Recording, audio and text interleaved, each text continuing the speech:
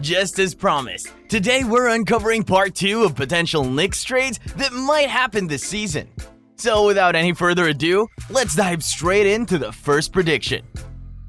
Zion Williamson. Zion Williamson might be packing his bags. Now, trade rumors come and go, but there's something about this one that's got the league's ears perked up. Here's a lowdown. Zion, when on the floor, is a game changer.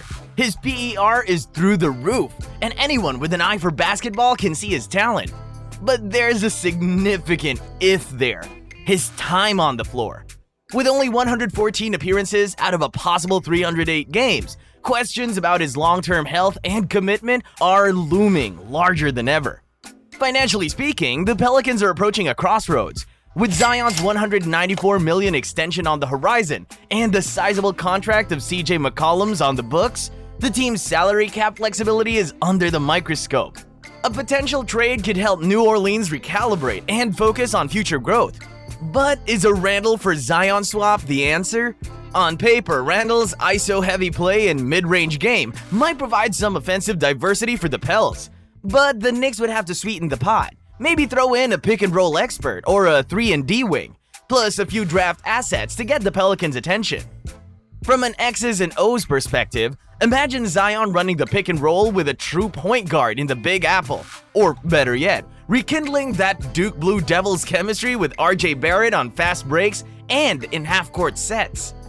It's a promising prospect, but the Knicks' front office will have to consider the luxury tax implications and Zion's potential medical red flags before pulling the trigger. Back in the Big Easy, parting with Zion signifies a change in direction. They'd pivot to building around Brandon Ingram's perimeter game, McCollum's shot creation, and whatever assets they net from the Zion sweepstakes. In closing, the potential deal isn't just another trade rumor. It could redefine the trajectories of both franchises. You could speculate a trade involving Randle, Emmanuel Quickley, and Evan Fournier's expiring salary, but it's probably a dead end. I mean, let's say Quickley balls out in NOLA. Suddenly, the Pelicans have another high salary to worry about. But if he doesn't, well, it's like they traded Zion for spare change.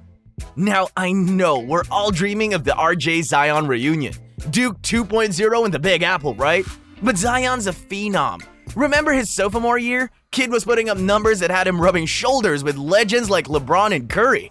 And when he was on the floor, the Pels' offense was like poetry in motion. But then, Season 3 was a total head-scratcher. Barely saw the court. And what's with the radio silence? If the teams aren't sure about Zion's dedication, they'll be wary about putting all their chips on the table.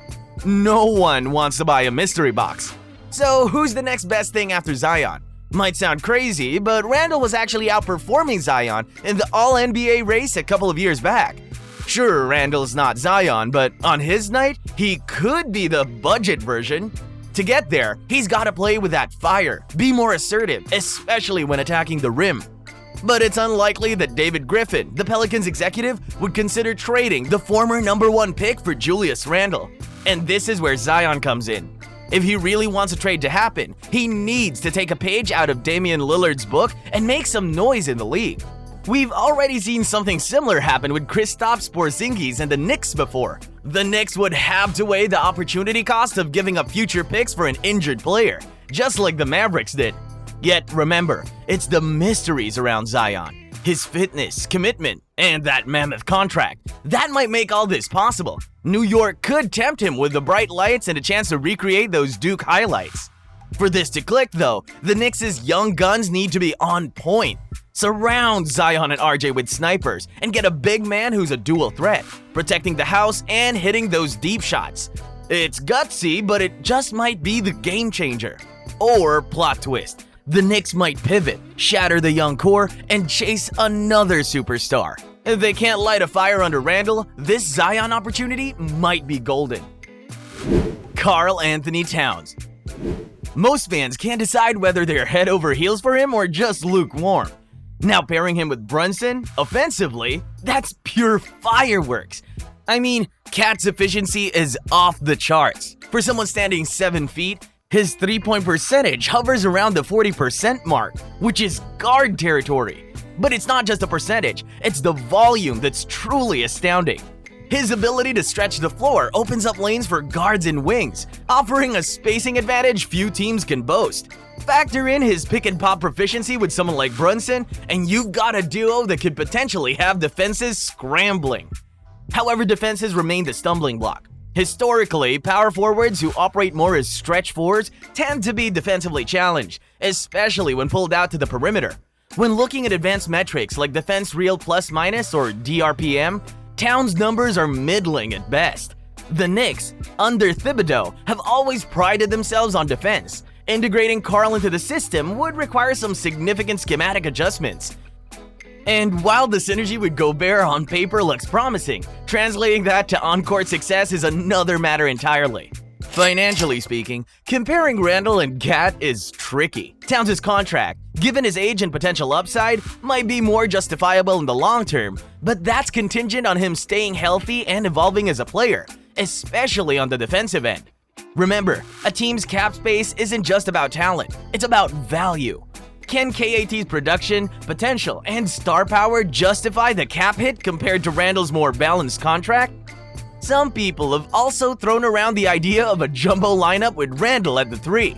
And honestly, on paper, it's an exciting proposition. Using player impact estimate, Randle's influence on games is significant, often dictating the flow of the game on both ends. By moving him to the small forward position, you're potentially maximizing mismatches offensively. But there are concerns on the defensive end. Would he be able to keep up with quicker wings on switches? And how would that affect the team's overall defense efficiency? The Towns-Gobert partnership data provides some clarity. The subpar offensive rating of 106.2 could be attributed to a lack of spacing with both big men on the floor.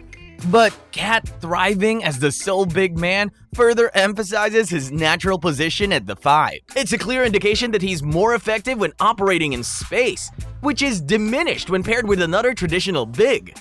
But the Cat conundrum isn't just about talent. It's about fit, both schematically and financially.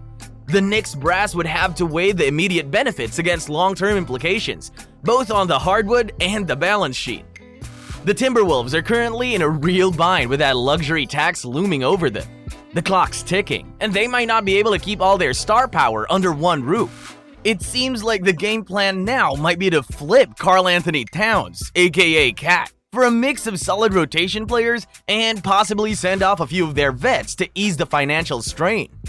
Unfortunately, none of those extra players fit the Knicks' needs, but Towns is an offensive beast. Just having him on the court elevates Minnesota's offense to the top of the league. Think of a scenario where you mesh Cat's offensive prowess with a defensive anchor like Gobert. Sounds like a recipe for a title contender, right? But here's where it gets interesting.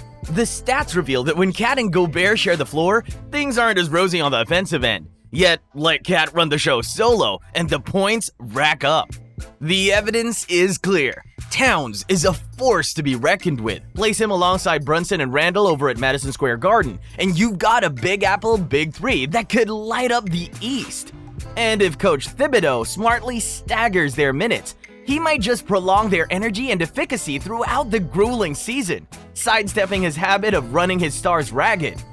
Now, as juicy as this Knicks T-Wolves deal sounds, we've got some variables to consider. And by variables, I mean those looming questions Knicks fans are chatting about at every deli and barbershop in New York. First off, where does this leave Mitchell Robinson? Big Mitch is seeing his paycheck shrink in the upcoming years. Who's biting on him and at what price? That's a riddle the Knicks brass has to solve. And then there's the perennial dance of draft picks. Sure, the Timberwolves are going to want a treasure chest of picks, but the Knicks, they're tight-fisted on this front. Maybe there's a compromise. What if the Knicks dangles a couple of protected first-rounders? It might just be the sugar the T-Wolves need to make this deal palatable. Defense wins championships, right? Well, the Knicks might need another trade to bolster their defense, particularly on the perimeter. Can Julius Randle and Karl Anthony Towns hold it down in the playoffs? We're not so sure. Now let's talk money. The Knicks have plenty of assets, but going all in on Towns would be risky considering his high price tag. Plus, they need to consider deals for Brunson and Randle in the future. Can they afford it? Last but not least, can Towns lead the Knicks to a championship?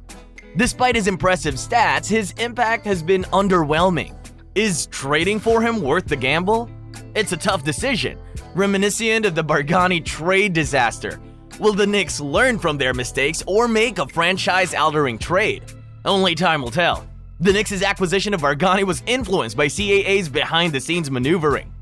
With Rose and Worldwide West now in charge, Towns has been linked to his hometown team. Hopefully, their decision-making process isn't clouded by old loyalties. But still, we shouldn't dismiss the idea of making a play for Towns, despite his flaws. The key factors will be the cost, both in terms of opportunities and other moves the Knicks can make to strengthen the roster alongside Brunson, Towns, and possibly Randall. Whatever happens, be prepared for an eventful season ahead. And that brings us to the end of this video. If you're still itching for more potential trades involving New York, make sure to tune in to Knicks trades that can happen this season, Part 3. Till then, bye.